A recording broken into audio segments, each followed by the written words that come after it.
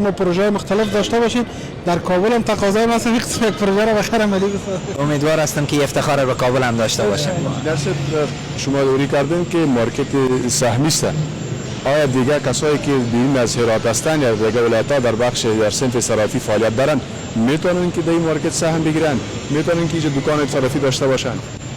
بله، این امکانات رو دارن. فعلا قسم مصوبه خود سهامدارا همی است که صرافا از بیرون هم میتونن که اشتراک بکنن به مزایده و بسیار به نزدیکی انشالله صورت میگیره، حدودا 2 هفته بعد انشالله.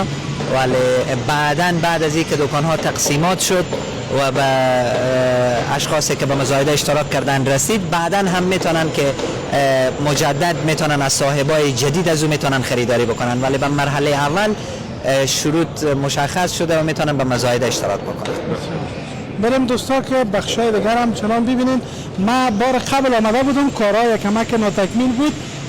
با می لفت ما بالا شدیم، با 15 منزل است اینجا رفت. بله 15 در سینه میفهم یا 25 ثانیه در منزل 15 رسیده.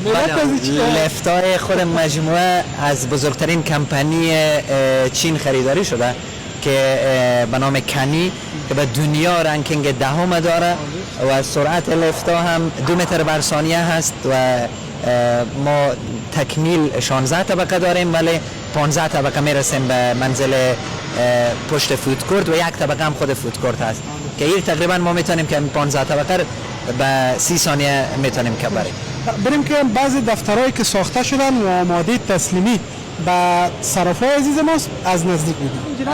خوبی گپی است که روز به روز به خیر طرف مو کشورهای اروپایی روان هستیم، از لحاظ خوشبختانه ساخت و ساز، از لحاظ دیکور و نقشه و این دیگه انجینر صاحبه مانند امیری صاحب باعث میشن که کشورهای مختلف را دیده باشن و در قالی از اون مهارت‌های که دارن خرج بتن در وطن و این قسم ساخت و ساز صورت بگیره که خوشبختانه حال سهولت‌ها در بخش ساخت و ساز بسیار زیاد هم شده و آستا دیگه ما طرف کشورهای پیشرفته روان هستیم. حتما من تجربه‌ای که از بیرون دارم و تحصیلاتی که کشور ازمیر ترکیه کردیم و تمام دنیا را هم گشتیم، انشالله کوشش میکنیم تجربه های خوب و رفاه و آرامش ها و معیشت هایی که مردم به بیرون دارم تا حد امکان ما بتونیم به وطن خود انتقال بدیم و مردم از او استفاده بکنن. این دفترهایی است که میتونیم که ببینیم. بفرمایید.